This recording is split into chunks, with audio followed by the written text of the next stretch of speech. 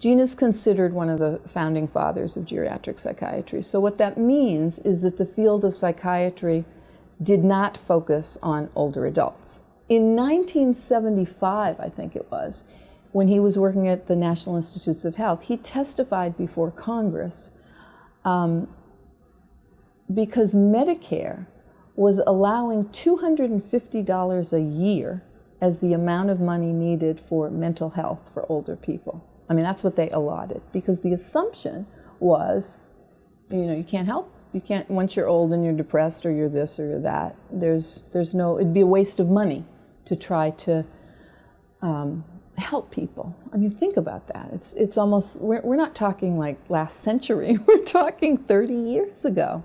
And in that testimony, he did it in his way, which was that he knew that they weren't going to listen. And so he created, I call it performance art, but I mean, he told the story of A Christmas Carol and wrote an amazing, very powerful story about Scrooge and how, essentially critiqued them to say, what is the matter with you? We've known this since the 18th century, that if you bring in community-based help and dream work, long before Freud ever did it, that you would change the life of a very depressed older person and totally affect the community. He knew that to really impact people, you have to have a story that takes complexity and brings it crystallizes it into something that people can hold on to.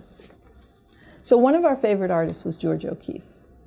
And she loved to travel, but she did not fly until later in her life. And when she did do that, that sort of new aerial perspective gave her a different perspective on just living. And when she was in her 70s, she painted a series of paintings that were called Sky Above Clouds.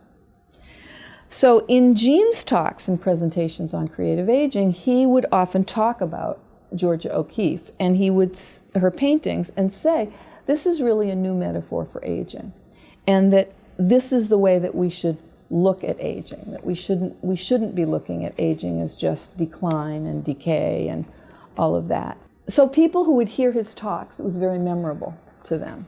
So there was one person who heard him talk, and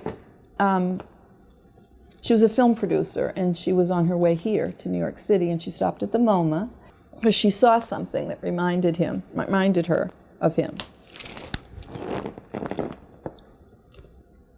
It was the Sky Above Clouds umbrella. So I chose to title this book, Sky Above Clouds, to honor Georgia O'Keeffe, to honor Gene, and mostly to honor all of us and have our process of creative aging.